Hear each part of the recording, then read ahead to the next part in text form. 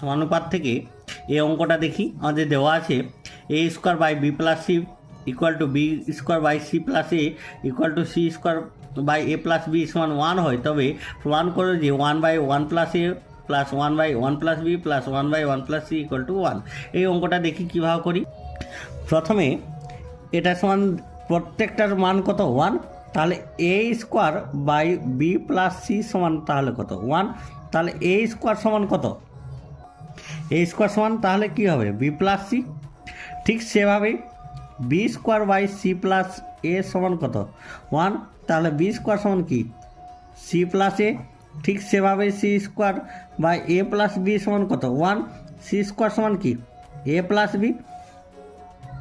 এবার আমাদের কাজ কি, আমরা আগে এলএইচএসটা নিয়ে নেব। এবার উপর নিচে কী করবো, এই প্রথমটাকে এ দিয়ে গুণ করবো, কত দিয়ে এ দিয়ে, তাহলে 1 প্লাস এ কে এ দিয়ে যদি গুণ করি, দেখো এই এ কেটে গেলে আবার এই আগের এটাই পাবো আমরা। ঠিক এটাকে আমরা কি দিয়ে গুণ করবো, উপর নিচে বি দিয়ে, দেখো উপর নিচে বি দিয়ে। এটাকে তাহলে কত দিয়ে গুণ করব, সি দিয়ে।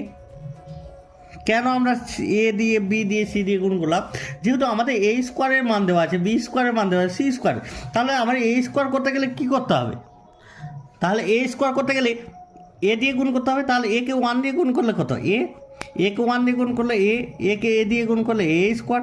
ঠিক সেম বি কে 1 দিয়ে গুণ বি, বি প্লাস কত B square, C by C plus কত সি স্কোয়ার।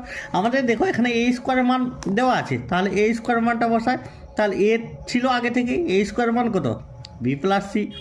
এখানে ঠিক বি স্কোয়ারের মান বসা, বি স্কোয়ারের মান কত সি প্লাস এ, সি সি স্কোয়ারের মান বসাবো, সি স্কোয়ারের মান কত এ প্লাস বি।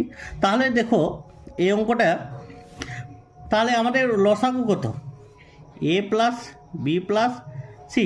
তাহলে এ প্লাস বি প্লাস সি তো এখানেও আছে, তাহলে বাঁচবে কি এ, ভাগ করলে এ বাঁচবে, একে এ দিয়ে গুণ করলে এ বাঁচবে। ঠিক এখানে এ প্লাস বি প্লাস সি আছে, তাহলে এখানে কি B plus a plus b plus C. তাহলে উপর নিচে এ কি হয়ে গেলে কেটে গেল, তাহলে আমাদের কি 1। তাহলে আমাদের আরএইচএস তো 1ই দেওয়া ছিল, তাহলে এলএইচএস সমান কত আরএইচএস প্রুভড।